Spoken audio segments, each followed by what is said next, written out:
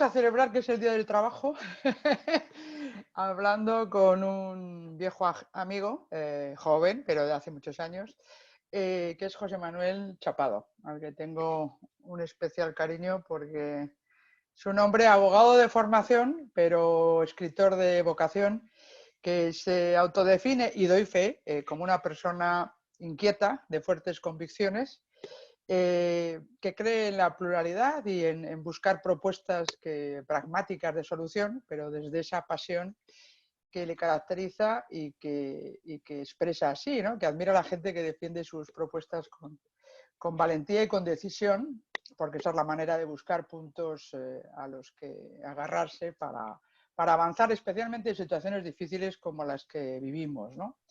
Y José Manuel, al final, pues estás en el corazón de lo que es la actividad diaria, que son las personas y en las empresas en particular, donde ahora desarrollas tu actividad principalmente, aunque siempre reservas un hueco para la radio y para escribir y tal. Como decía, ayudando a las personas dentro de las organizaciones y desde un enfoque que me parece que es muy valioso y novedoso y pionero, porque ahora se habla más de los valores y de los principios, pero no era tan obvio hace unos años cuando tú estabas ahí dándole vueltas a la cabeza y acabaste fundando Ética, ¿no? Consultores con ese impulso de tener los valores en el corazón de la acción, ¿no? Y en estas semanas de confinamiento que nos hemos hecho ahí incluso un aperitivo virtual, Leo, entre amigos, comentábamos la importancia de definir los liderazgos, de cómo somos capaces de afrontar una situación compleja. Y querría empezar, aunque no es tanto en el coronavirus, pero sí que ya venías hablando de esto y escribiendo, cómo como persona nos enfocamos o nos situamos en una situación que realmente es de vértigo, como es el título de tu libro. ¿Cómo ves o cómo puedes hacerte eco de lo que la gente siente en su día a día? Yo creo que hay gente muy asustada, muy preocupada, muy angustiada, que sabía que las cosas eran complejas, pero ahora tienen realmente un panorama por delante incierto y difícil. ¿Qué nos contarías? ¿Cómo resumirías todo ese esfuerzo que hiciste de plasmar en un libro ese tipo de situaciones complejas, ¿no? Pues muchísimas gracias lo primero, Elena, porque para Un mí placer. me siento halagado con poder colaborar en este espacio tan maravilloso que es Relatia. Y sí, yo creo que estamos en una situación de vértigo, en una situación claramente de incertidumbre extrema, donde las personas se sienten perdidas. La situación es inédita para todos. Esto es una obviedad, no voy a insistir en cosas que ya todo el mundo conoce. Pero claro, cuando escribí Vértigo, cómo tomar decisiones valientes que cambian el rumbo de los acontecimientos de tu vida, pues claro, en el fondo lo que estaba buscando era dar una serie de herramientas, de aportar una serie de pistas a la hora de tomar decisiones ante momentos cruciales, ¿no? Era un modelo que sobre todo estaba pensado para poner límite a situaciones, ¿no? Cuando hay algo que no te gusta, una relación que no funciona, estás trabajando en algo que no termina de llenarte, estás participando de un proyecto en cuyos valores no crees, quieres o tienes una espinita clavada por algo que siempre deseaste hacer y nunca te atreviste. Y estaba pensado el modelo de gestión del vértigo, pues sobre todo para eso, para poner límites a situaciones y tomar pasos valientes, pero también para actuar ante situaciones límite, que es otra vertiente, ¿no?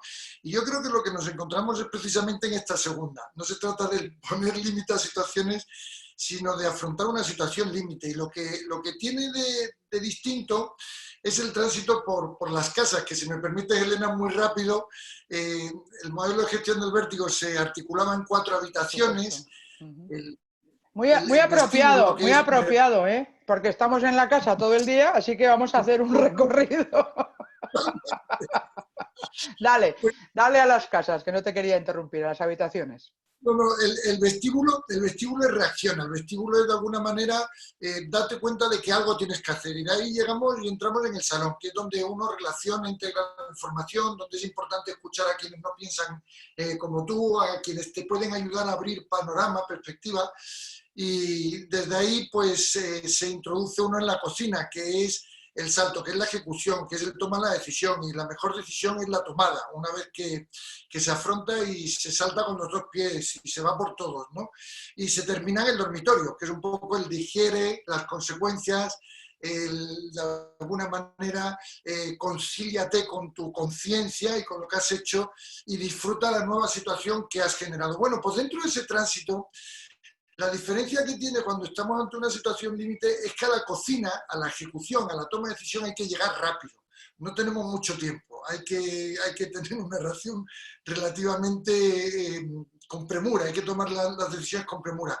Y la otra es el salón, porque yo en el salón, cuando escribí el libro, pensaba mucho en compartir información, en poder hablar con quienes te han precedido en lo que tú estás viviendo, con quienes te pueden enseñar desde su experiencia, pero claro, todo eso ahora desaparece, todo eso ahora no existe.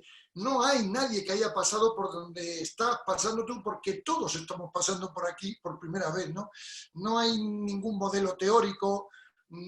Ayer mismo pues hablábamos en una secuencia con varios clientes y era hasta gracioso, ¿no? Porque ya el tercero nos preguntaba lo mismo que el primero: oye, ¿sabéis algo de desescalado? ¿Tenéis alguna fórmula? ¿Podemos saber a quién llamar para que nos digan cómo lo están haciendo? Y ya a los terceros les decíamos: mirad, es que nos habéis dicho lo mismo los tres, o sea, estáis todos iguales, estáis inventando, estáis creando un programa de desescalado. Y yo creo que es el momento pues de hacer muchas cosas y de poner, por cierto, en marcha, me acordaba ayer, tu hashtag, el hashtag de Relatia, ¿no? Que es pensar, sumar y actuar. O sea, yo ayer lo pensaba en el sentido de, es el momento de pensar cómo hay que hacer las cosas, porque nada está escrito, nada está inventado ya, por lo tanto sí que por una vez, quizá la primera, histórica o socialmente, estamos transitando por un terreno absolutamente inédito, con lo cual hay que pensar, hay que sumar. Yo creo que sí que merece la pena que unas empresas hablen con otras. No es un momento de competir, ¿no? Las empresas no compiten a ver quién tiene el mejor programa de desescalado, sino que lo que tienen que hacer es compartir información, qué ideas se les ha ocurrido a una, cuáles a otras, porque al final el mejor programa de desescalado es el más completo, el que más matices reúne. Y además, el mejor programa de desescalado será el que tengan todas. Y no es solo pensar en el bien común, sino egoístamente en el bien propio. Si al final yo adopto el mejor programa de todos los posibles, mejor nos irá a todos y por ende mejor me irá a mí. Y por último, actuar. Es el momento de hacer. O sea, hay gente que te está diciendo: ahora hay que reinventarse, hay que interiorizar, hay que, no sé, pensar muchos parámetros. Bueno, eso está muy bien, pero también hay que hacer. Hay que hacer porque los primeros que hagan son los que van a condicionar el futuro. Y en ese sentido, yo creo que es la hora también de no dormirse en los laureles. Pero perdona, Elena, que de esto sabes tú No, también un no, poquito. no, que va. Estamos aquí todos intercambiando opiniones, el perro también, que está ahí hablando al fondo. Eh, no, pero cuando hablabas de las habitaciones, que creo que es una estructura estupenda para visualizar conceptos y efectivamente fases de pensamiento y acción, se me venía el concepto del open space, ¿no? La cocina abierta que tienen los americanos, en los que están hablando y al mismo tiempo el otro está jugando, el otro está saltando por las esquinas y luego estás cocinando y el que cocina está viendo lo que hacen los demás, ¿no? Yo creo que quizás estamos más en esa situación, como tú decías, no hay mucha urgencia, pero yo siempre, también en las empresas en las que he estado y en mi familia incluso, aunque era la pequeña, decía: si está muy bien, hay que tomar medidas, hay que ejecutar, pero hay que pensar. Y si no eres capaz de hacerlo tú en tu proceso mental, que es agotador, eso es un músculo que hay que ejercitar, sí que tienes que tener a gente sentada en ese, ¿no?, en ese salón comedor que está pensando, está intercambiando opiniones y dice: ah, no, pues ponle un poco de pimienta, porque esto va mejor, ¿no?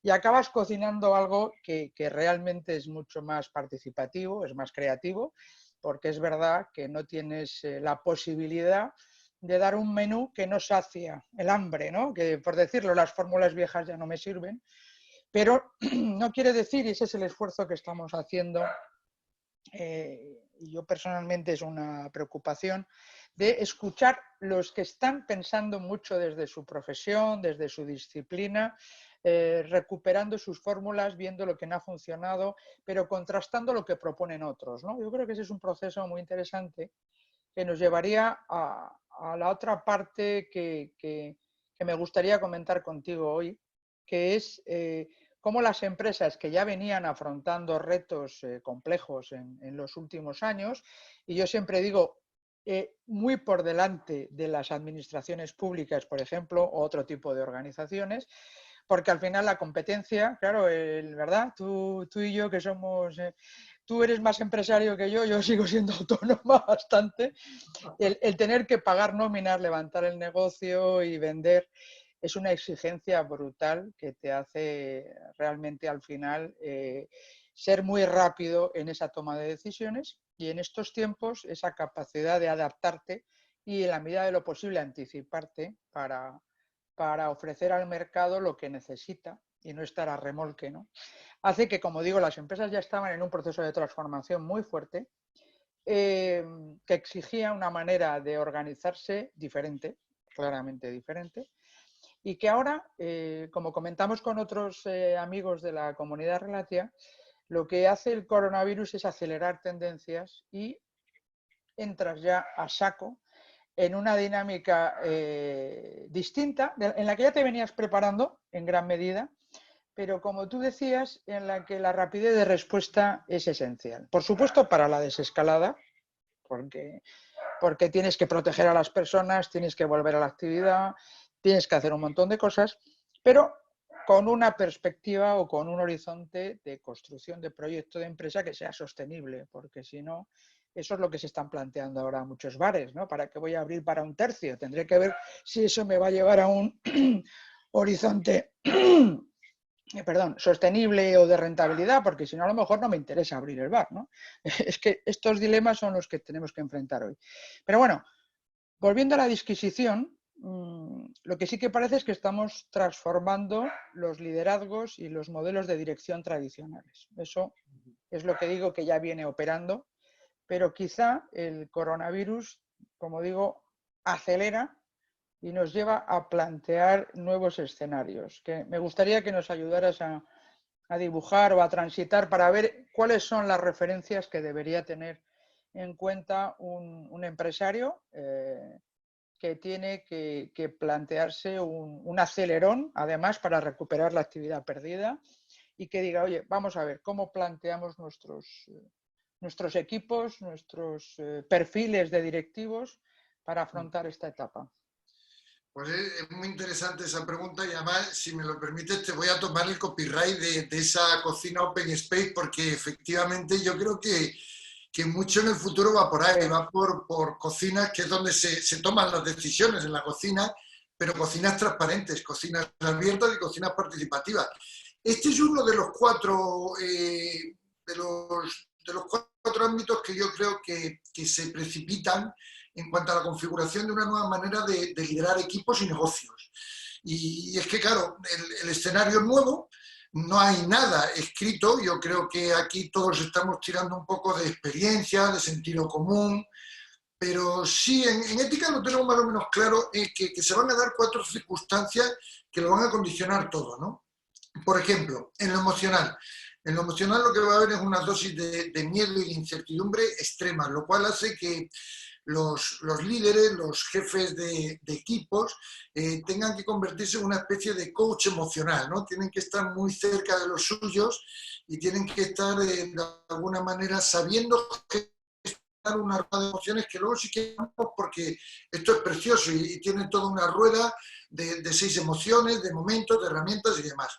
Luego habría un segundo aspecto que yo creo que ha venido para quedarse, que es el teletrabajo de mano de la tecnología, ¿no? En lo físico los equipos van a estar más dispersos, los negocios, claro, depende, ¿no? No es lo mismo un bar que un despacho de arquitectura o que una empresa de servicios, obviamente. Pero sí es cierto que en lo físico va a haber una gestión de equipos en remoto, de dispersión, que va a obligar a que de alguna manera el líder sea o asuma sobre todo un rol de animador y de cohesionador.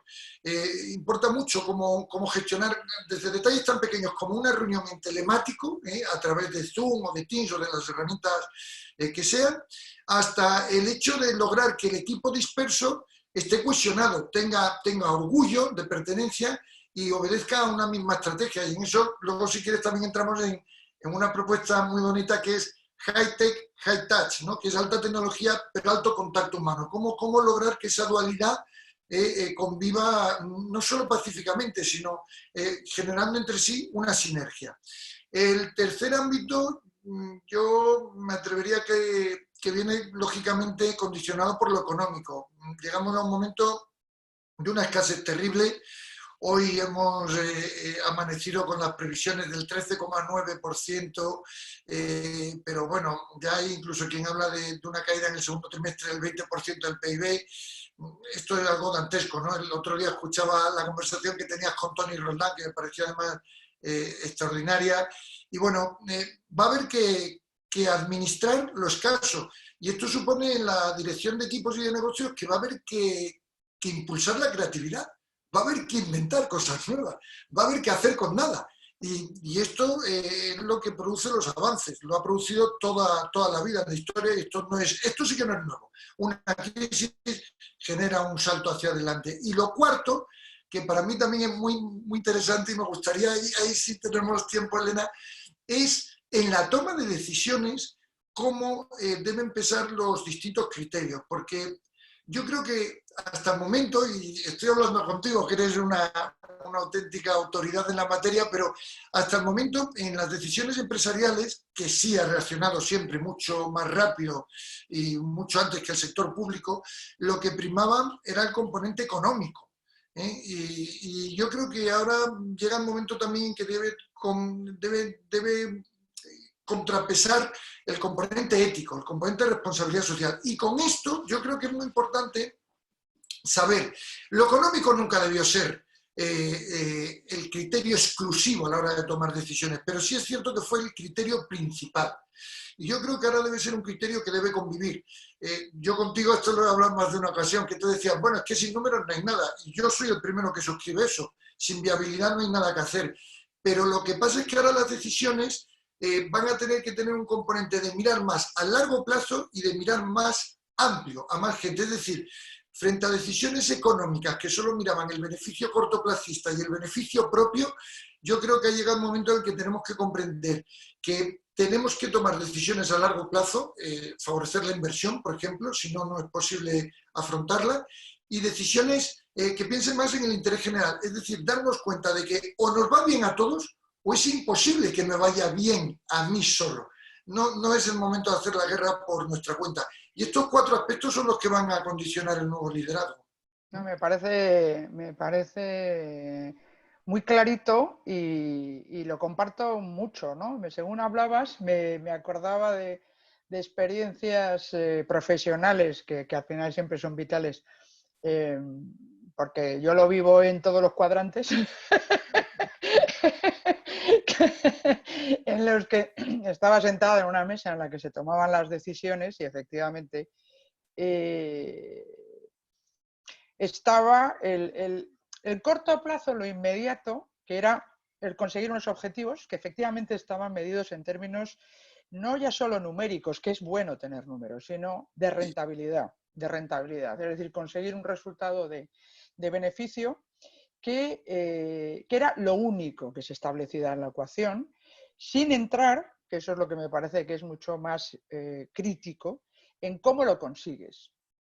Que yo creo que es por ahí donde va el tema, ¿no? Entonces yo me acuerdo que, y no voy a mencionar la empresa, pero yo decía, ojo, porque tienes que tener una orientación a largo plazo, que es lo que además te va a dar una reputación y una marca sólida de frente a terceros, que no son solo tus clientes ni tus accionistas, sino que también son tus empleados, que también es todo ese conjunto de personas que ahora llamamos con el anglicismo de stakeholders, que son las partes interesadas, que tampoco es que quede muy bien, hay que buscar otra palabra, pero en el fondo es todo aquello donde impacta tu actividad, que normalmente es local, pero también es global.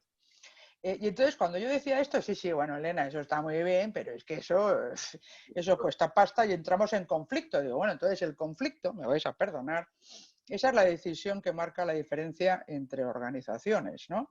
El conflicto, si lo haces en favor del corto plazo y del beneficio exclusivo, puede que acabe con tu empresa futuro, ¿no? Entonces tienes que cambiar alguna de las decisiones. O quieres seguir estando en el futuro o quieres ganar la pasta hoy. Pero el conflicto, mi consejo es que lo resuelvas apostando por la sostenibilidad y en el futuro, que tú lo has dicho muy bien, es más largo y más amplio, ¿eh? Pero eso que es una de mis actividades principales ahora, desde hace tiempo, es trasladar lo bueno que tiene el sector público, donde yo también he trabajado. Y cuando hablo del sector público no hablo de la política, que efectivamente es un plano dentro de lo público que ha perdido las referencias, claramente, igual que perdieron las referencias los directivos hace unos años. Yo creo que por eso digo que son procesos que se van produciendo en el sentido de que los directivos querían buscar su propio beneficio sin pensar en la empresa, igual que ahora los políticos parece a veces que persigan más su propio estatus frente a lo que se supone que deben hacer, que es proteger el bien común, ¿no? O sea, que yo creo que esto que ahora criticamos a las empresas es lo que está sufriendo la política, en mi opinión, ¿vale?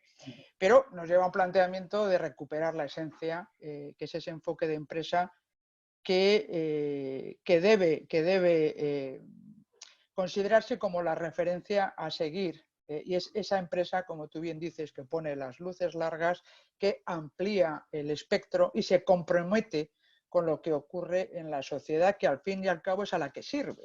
O sea, yo creo que es un concepto crítico para lo que tú mencionabas, estructurar, ayudar a cambiar la realidad para perseguir fines que son comunes, ¿vale? Y eso es lo que debería recuperar también la política, que sé que te gusta mucho también, José Manuel. Sí, sí, sí. Porque te gusta el liderazgo, porque te gustan los valores y creo que las empresas en todo caso tienen que asumir su responsabilidad y creo que tienen un papel fundamental en toda esta transformación y en dar ciertas certezas o cierta caja de resonancia y de seguridad para que todas las personas que lo componen puedan ayudar a transformar la propia organización, ¿no? Yo creo que las empresas tienen un reto descomunal, pero una oportunidad fantástica de resolver los problemas de la sociedad, ¿no? O sea pero me ha gustado mucho, pero lo que te decía, que esos son dilemas en los que vamos transitando y a veces te encuentras muy solo, pero esa es la reflexión, ¿no?, que hay que hacer también personal como individuo, de tomar las riendas de tu propio destino. Sí. Y algo que tú dices que es muy importante, porque te reclaman. Ya, ya, ya. No te preocupes, que es el ejemplo, ¿no? O sea, yo creo que al final, si pretendes que, ¿no? Hay que buscar esa coherencia, esa autenticidad también de, de que te vean cuando estás liderando, cuando estás tomando decisiones, pues los dilemas que tienes, pero también la asunción de responsabilidades y el interés en sacar las cosas adelante, ¿no? Que es lo que se está un poco diciendo en los líderes políticos, si te fijas, ¿no? Tú ahí estabas hablando de un dilema, claro, que es el móvil económico y, si quieres, lo podemos llamar el móvil ético. Y lo que tenemos que comprender es que en estos momentos cualquier decisión que no tenga en cuenta ambos parámetros es una decisión equivocada. Hoy ya no vale el móvil económico sin el ético, sin venir acompañado. Yo tendría miles de ejemplos, pero vamos, no estamos hablando ahora de los catalizadores de Volkswagen, estamos hablando de cosas de andar por casa. Nosotros mismos, pues, estamos alquilados en una oficina y claro, cuando ha empezado toda esta situación, pues hablamos con nuestro propietario y le dijimos, bueno, se nos han caído los ingresos y él mismo nos dijo, bueno, pues os bajo la renta a la mitad durante 3 meses y esto nos lo dijo en la semana 2 y cosa que le agradecimos. Bueno, pues nosotros en estos momentos empezamos ya a tener un negocio virtual importante y estamos pensando en el segundo mes posiblemente el restituirle la renta entera, es decir, no fue egoísta él, no somos egoístas nosotros, no estamos pensando solo en, es decir, una decisión que tenía un componente ético, a su vez contagia otra posterior decisión que tiene componente ético. Nuestra cartera de clientes son grandes compañías y siempre, esto es más viejo que ninguna otra cosa, se ha dicho que cobrar rápido, pagar tarde, ¿no? Bueno, pues nosotros éramos de los que sufríamos estos periodos dilatados para nosotros de cobro, para la gran empresa de pago, ¿no? Y sin embargo ha sido curioso porque cuando ha empezado toda la situación de emergencia, varias de estas organizaciones nos han llamado para decirnos que nos iban a pagar con inmediatez para que pudiéramos afrontar como pyme mejor esta situación. Bueno, estas son cosas que nos olvidan, estas son cosas que quedan en el camino. Ayer bajaba a comprar vino a un amigo que tiene una tienda debajo de casa y me explicaba claramente que, bueno, estas situaciones sacan lo mejor y lo peor de cada uno, ¿no? Y me contaba el distinto comportamiento de unas bodegas y de otras. Y unas bodegas sin intermediarios, pues les llamó directamente y le dijeron, te servimos todo el vino y nos pagarás cuando puedas, entendemos, y otras, sin embargo, pues le subieron el 30% el precio y además le exigían un pago al contado.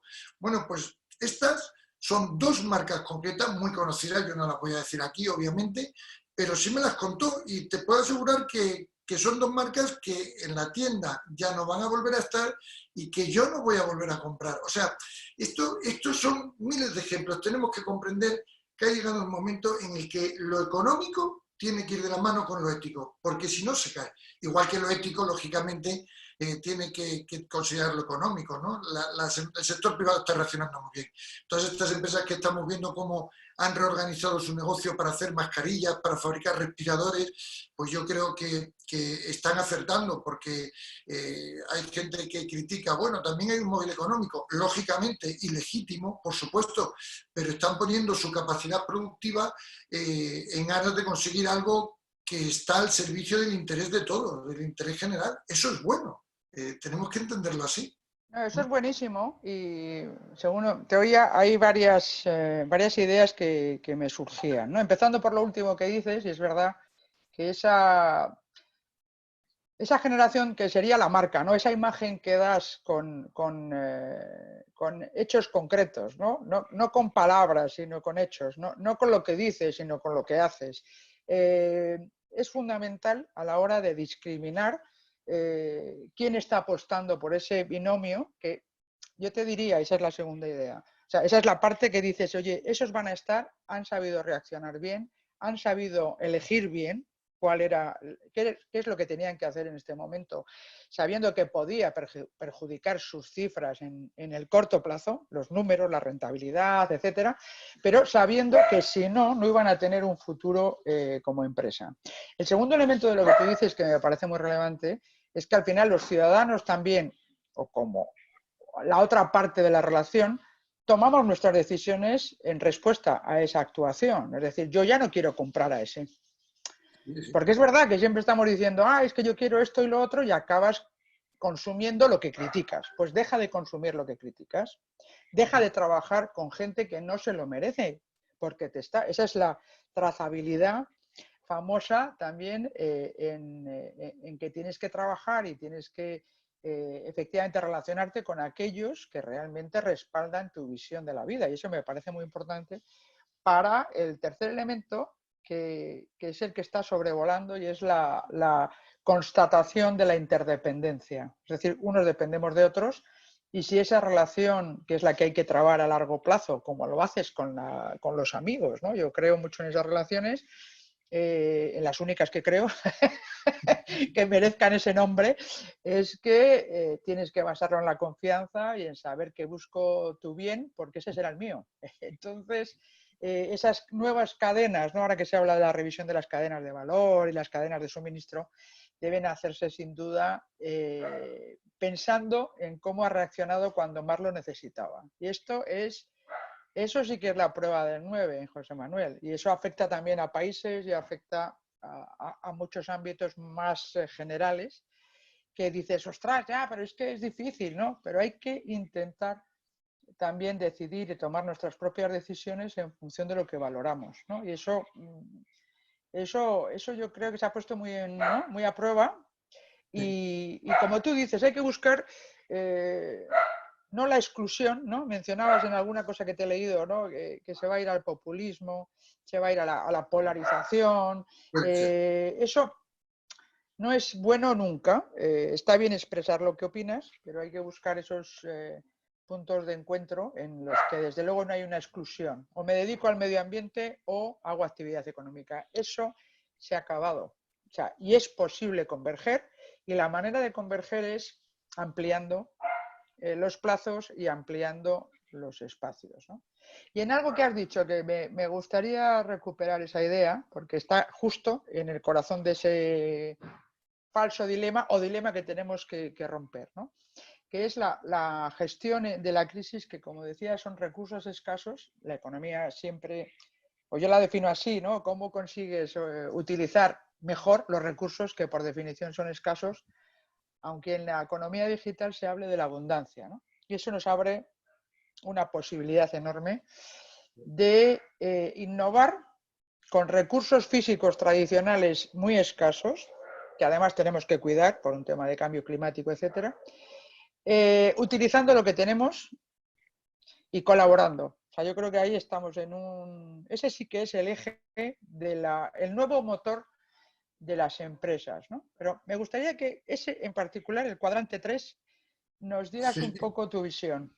Bueno, ese Porque eso es cuadrante, muy concreto y eso es muy práctico, ¿no? Cuando la gente a mí me pregunta en estrategias de empresa, sí, sí, eso está muy bien. Tenemos que ser muy eficientes en el negocio tradicional, pero luego tenemos que innovar, ¿no? ¿Cómo lo compaginamos? Bueno, eso exige equipos muy versátiles, pero un foco que es este, el que tú mencionas como ámbito económico, gestión de la crisis y esa exploración constante, ¿no? sí. Esto tiene que ver con la resiliencia, tiene que ver con la resistencia, van a venir momentos muy duros, pero también tiene que ver con la creatividad y con la participación. Es decir, yo creo que, como tú decías, todo es sistémico, todo está interconectado e incluso los cuadrantes son interdependientes, ¿no? Yo creo que el cuadrante 3, el de la gestión de la crisis desde lo económico, también tiene que tener mucho en cuenta el cuadrante 2, que es la gestión de los equipos dispersos en lo físico, ¿no? Entonces, lo que hacia donde transitamos es hacia equipos mucho más planos, donde haya mucha más autonomía, mucha más responsabilidad en cada uno de sus miembros, donde el líder debe jugar un rol de animador y cohesionador, es decir, en todas las reuniones debe dejar un espacio para lo humano y luego entrar en lo operativo digamos, en el business. Pero luego esto, que serían las reuniones periódicas recurrentes, tienen que estar salpicadas con high touch, que es alto contacto, ¿no? Que a lo mejor yo, una vez que pasemos del confinamiento, del desescalado, una vez que hayamos superado este primer golpe y regresemos a una cierta normalidad, yo creo que el teletrabajo ha venido para quedarse. Y en muchos aspectos debe ser así. Estamos transportándonos muchas veces sin necesidad, va a haber importantes ahorros económicos, va a haber menos daño para el planeta, pero también va a hacer falta el high touch. ¿El high touch en qué consistiría a lo mejor? Pues es en tener una especie de reuniones cada 4, 5 meses de equipos que a lo mejor deben irse a una casa rural o deben irse, es decir, deben convivir, deben desayunar juntos, deben tomarse una copa por la noche, deben tener un contacto físico, y ahí es donde hay que articular la estrategia y donde hay que generar soluciones. Y aquí voy al cuadrante 3, que es el no económico. Hay que gestionar soluciones y las soluciones se gestionan escuchando a todos los miembros del equipo. Las soluciones se tienen que gestionar entre todos. Las grandes ideas nacen con aportaciones de cada uno. Hay que atreverse, las metodologías Agile, el ensayo-error, hay que probar. Hasta que uno no prueba, no perfecciona la idea, pero tenemos que atrevernos a poner en acción ideas que pueden tener muchos de los nuestros, al margen de los beneficios colaterales, de implicación, de participación, de compromiso, que son evidentes, ¿no? Ya hablo desde un punto de vista exclusivamente de negocio, ¿no? La gente sabe y la gente es responsable y a la gente hay que escucharla y entre todos hay que ir articulando soluciones y soluciones que además han de ser audaces.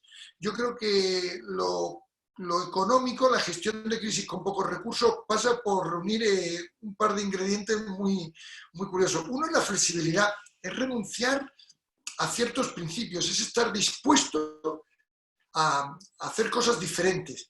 Y el otro es la audacia, es la valentía, ¿no? Y esto, por ejemplo, antes le he mencionado, escuchaba que manifestabas que te gustaba mucho la propuesta de Tony Roldán. Claro, quienes conocemos a Tony Roldán sabemos que es francamente sorprendente que un liberal como él pues, pueda en un momento determinado proponer una especie de renta básica universal.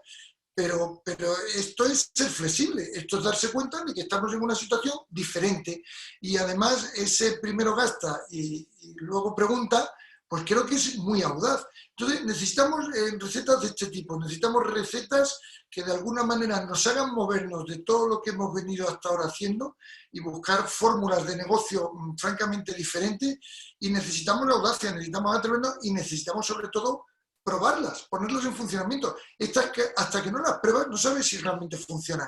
Necesitamos adentrarnos en el ensayo-error. Y eso no es fácil, pero eso hay que hacerlo, ¿eh? Eso hay que hacerlo. Nosotros pues hemos entrado en la senda que decía Harari también, ¿no? En mi universidad, comentaba él, llevamos años discutiendo si digitalizar o no, y siempre había problemas, siempre había pegas. Pues ahora en 15 días todos los profesores están dando cursos en virtual. Bueno, pues algo parecido nos ha sucedido a nosotros, que éramos los primeros que manteníamos que había ciertos contenidos que no te puedes llevar a virtual, que tienen que ser presencial. Bueno, pues ahora los estamos haciendo en virtual y no solo los estamos haciendo, sino que estamos explorando y logrando cosas que nos resultaba inimaginable poder conseguir. Entonces, yo para mí es como gráficamente, si me dejas, es la figura del explorador que no se rinde. Yo creo que los jefes, los empresarios, los líderes del middle management, sobre todo, tiene que ser pues, como una especie de explorador que nunca se rinde, resiliente, pero al mismo tiempo curioso. La curiosidad va a ser una virtud que yo creo que también va a cotizar al alza, ¿no?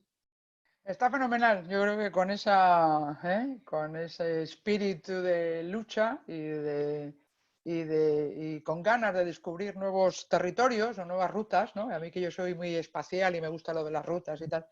Yo creo que hay que explorar espacios ¿no? ignotos, no explorados todavía. Yo creo que para eso, y con eso, si te parece, me quedaría que necesitamos diversidad en los equipos, esa diversidad que al final te permita tener un liderazgo diverso para tiempos que son sin duda complejos, ¿no? Y hay que quitarse, eso también yo lo aplicaría a la política, que has mencionado a Tony Roldán y hay mucha gente que estamos hablando desde esa posición más de centralidad y plural, en la que lo que tenemos que quitarnos son prejuicios, porque los prejuicios nos impiden ver las soluciones. Yo me quedaría con eso. Y seguiremos explorando juntos, José Manuel, porque de eso se trata, ¿no? De generar estas buenas relaciones de las que me siento orgullosa y que intento cuidarte lo más que puedo para que sigamos explorando juntos muchos años. O sea que Me muchísimas... siento halagado, Elena, y es No, un no, es un auténtico placer. placer poder disfrutar de tu amistad y de tu cariño. Bueno, eso por supuesto, ya lo sabes que sí.